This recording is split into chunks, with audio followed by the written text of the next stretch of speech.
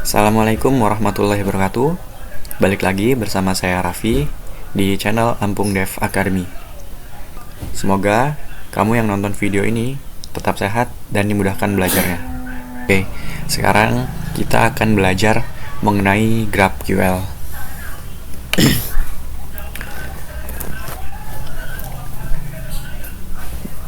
Di sini yang akan saya bahas adalah pengenalan mengenai GraphQL.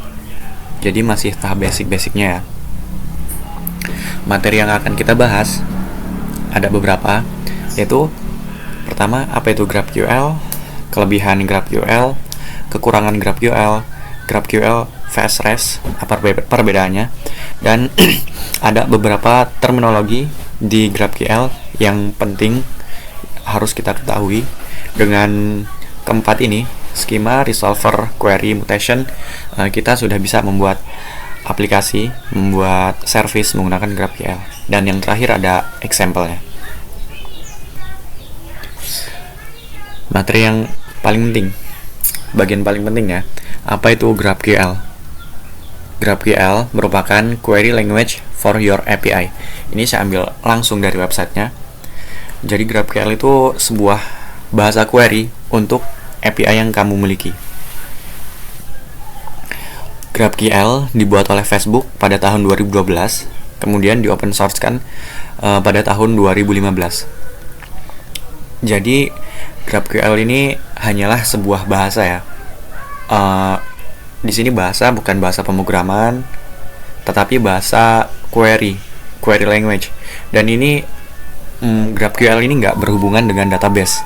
Jadi database-nya bebas. Kita bisa pakai Node.js. Maksud saya bisa memakai NoSQL ataupun kita bisa menggunakan SQL. Jadi ini hanya benar-benar sebuah query untuk service atau API yang kita punya. Nanti untuk lebih jelasnya akan ada contohnya. Apa perbedaannya dengan REST. Nah, GraphQL ini dibuat Facebook untuk pastinya menangani masalah yang ada di Facebook ya. Dengan REST API biasanya kita di sisi front end menerima data itu sudah fix, tidak bisa berubah-berubah, tapi sudah fix. Misalnya kita ingin mengambil data user, maka dari server ketika ada request dari front end, misal gini, front end request data user ke server, hey back end, kirimin saya data user. Nah, nanti dari back end itu bakal mengirim semua datanya melalui endpoint yang udah kita punya. Nah, dikirimnya dalam bentuk REST API, bentuknya JSON. Nah, misalnya yang dikirim oleh si backend ada nama, alamat, email, terus phone number, lalu ada address, ada gender, dan lain sebagainya. Sedangkan si front end ini cuman butuhnya data nama sama email doang. Tapi dari backendnya dia ngirim semuanya. Nah, yang jadi masalah, si front end ini bakal menerima kelebihan data, sehingga bisa memperlambat aplikasi yang kita punya. Nah, untuk mengatasi masalah tersebut, si Facebook developernya, tim engineeringnya itu membuat sebuah solusi, yaitu membuatlah GraphQL. Nah, dengan GraphQL, request yang diminta oleh front end, misal front end cuman butuh nama dan email doang, maka si server GraphQL itu dia akan mengembalikan data sesuai yang dibutuhkan oleh front end. Dalam kasus ini cuman butuh nama dan email doang. Nah, karena data yang dikirimkan hanya sesuai dengan kebutuhan, maka itu akan menghemat resource yang kita miliki dan tidak membuat di front end-nya ini kebanyakan data, kelebihan data. Jadi kita nggak buang-buang data. Untuk arsitekturnya masih sama seperti REST. Ada client, server, DB, sama seperti REST, kurang lebih sama. Kelebihan GraphQL. Apa sih kelebihan dari GraphQL? Nah, kelebihan dari GraphQL itu klien memiliki kemampuan untuk menentukan data apa yang mereka terima dari server. Seperti yang udah saya bilang tadi ya, si GraphQL ini bisa bebas nentuin apa aja sih data-data yang mau diminta. Ketika kita butuh nama dan email, ya kita tinggal tulis nama email. Tapi kemudian ada kasus lagi nih, ternyata kita nggak cuma butuh data nama dan email doang, kita butuh alamat. Nah, si GraphQL dari front end-nya, dia tinggal minta lagi aja, tambahin data, alamat. Itu dari back end, dia akan mengirimkan data sesuai yang diinginkan. Jadi kita bisa mengcustom data apa saja yang kita terima, yang kita request. Berbeda dengan REST ya. Kalau REST sudah fix data yang dikirim apa. Jadi kita nggak bisa request sesuai ke hati kita. Kalau mau data yang beda, kita pakai endpoint yang beda. Tapi di GraphQL nggak. Kelebihan yang kedua, GraphQL memiliki kemampuan untuk mengambil banyak data dalam satu kali permintaan. Nah, beda dengan REST. Kalau GraphQL itu sekali request itu bisa minta banyak data, yang kita butuhin. Misal nih, di REST kita butuh data user. Terus misalnya dalam contoh kasus ini ya, dalam contoh kasus sebuah blog. Ketika di REST API kita pingin melist seluruh data, seluruh postingan yang ada, itu satu kali request. Kemudian kita pingin merequest usernya, itu satu kali request lagi. Kita pingin nge-request lagi komentarnya, itu satu request lagi. Nah, kalau di GraphQL kita bisa merequestnya itu cuma satu kali permintaan aja, jadi nggak bolak-balik. Yang ketiga, kelebihannya, klien mengetahui data apa yang akan diterima. Nah, di GraphQL ini klien bisa tahu data apa yang akan diterima. Misalnya dia bakal tahu datanya bentuknya string, datanya bentuknya integer, boolean, itu klien udah tahu. Dan yang terakhir, enaknya di GraphQL juga ini ada fungsi auto generate dokumentasi. Jadi kalau kita membuat server GraphQL, nanti otomatis dokumentasinya itu bakal kebuat. Jadi kita nggak perlu susah-susah buat dokumentasi lagi. Kalau di REST itu kan kita pasti butuh ada tambahan sedikit kode ya, tambahan kode di tiap endpointnya untuk membuat dokumentasi. Tapi kalau di GraphQL kita nggak perlu lagi. Sekarang materi selanjutnya yaitu kekurangan GraphQL itu apa? Kalau kekurangannya di GraphQL untuk melimit API itu agak kesulitan melimit API. Misal kita punya sebuah API yang kita jual, kita kasih ke klien. Klien tiap hari cuman boleh ngelakuin 100 kali request gitu. Nah, kalau di REST API itu kan gampang untuk melakukan limitingnya. Tapi kalau di GraphQL ini agak susah. Kekurangan yang kedua, cache atau caching. Di GraphQL juga agak kesulitan untuk menerapkan cache-nya. Jauh lebih mudah kalau kita menerapkan cache di REST. Kekurangan yang selanjutnya, di GraphQL nggak bisa handle upload file. Jadi di GraphQL ini belum bisa ya untuk handle file upload. Terus yang keempat, nested query di GraphQL bisa menyebabkan server menjadi crash. Nah, di GraphQL ini dia bisa membuat query ini menjadi bertingkat, menjadi mendalam gitu. Nah, kadang nested query ini bisa membuat crash server. Karena apa? karena data nestednya itu sama seperti parentnya. Jadi seperti proses yang terjadi terus menerus gitu loh, tidak ada hentinya, seperti looping terus. Nah, ini bisa menyebabkan server kita crash. Contoh perbedaan REST dan GraphQL. Seperti yang udah saya bilang tadi ya. Bisa dilihat di contoh yang GraphQL sebelah kiri. Ketika saya cuman butuh name dan email, tapi REST akan mengembalikan seluruh datanya.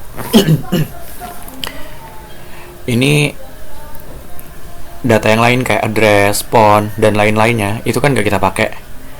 Nah, ini membuat kita buang-buang data gitu, membuang-buang resource gitu, nggak kepake, kenapa dikirim. Nah, kalau di GraphQL kita bisa customize. Kita butuh nama, tulis nama doang, nanti responnya bakal kayak gini. Ketika kita butuh yang lain, ada nama, hey mas, tinggal kita tulis aja, nanti responnya bakal kayak gini. Bener-bener bisa kita customize sesuka hati kita.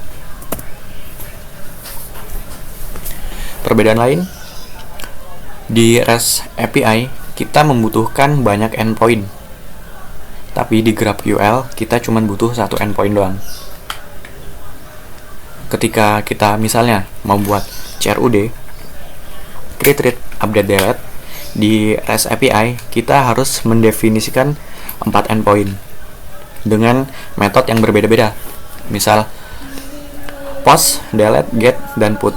Tapi kalau di GraphQL kita cuman mendefinisikan satu endpoint aja, yaitu GraphQL.